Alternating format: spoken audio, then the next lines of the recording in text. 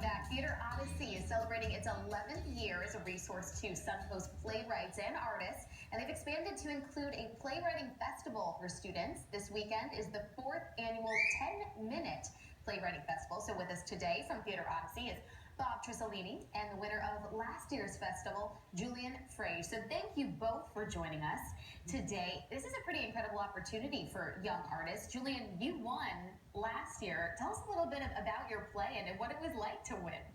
I initially wrote a play about two orphans living on the streets of Massachusetts, and the older brother character was looking after his younger sister character, and he had to learn the meaning of sacrifice along the way. So it was a lot of tears shed that night.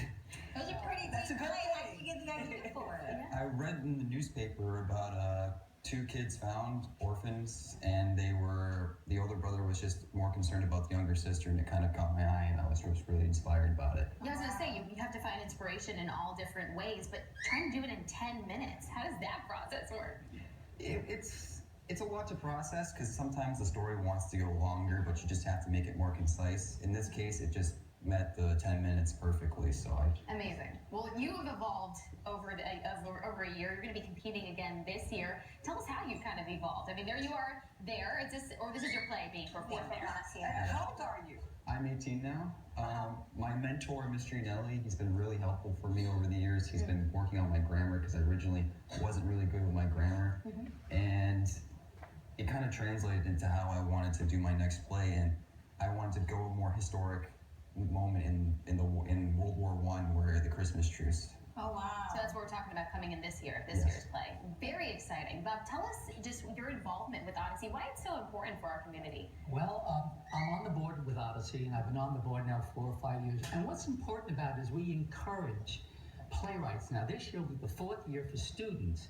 But hey, who's the next Tennessee Williams? Who's the next Arthur Miller? Who's the next generation of playwrights for us?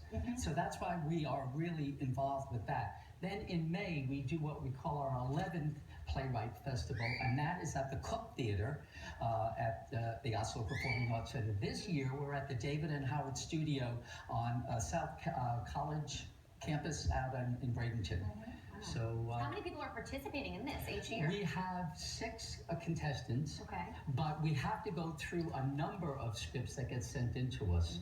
So we have 4 high schools this year. We have Sarasota High, Manatee High, St. Stephen's, and Bayshore. So that's kind of interesting. As a judge, how do you when you're picking which one you like, what do you think or what do you look for? Well, we start off with a process. We have what we call a reading process. And at that reading process, nobody knows who wrote it. All of the information is gone. It's basically the play itself. Then we pick, and now we've picked 6 of those.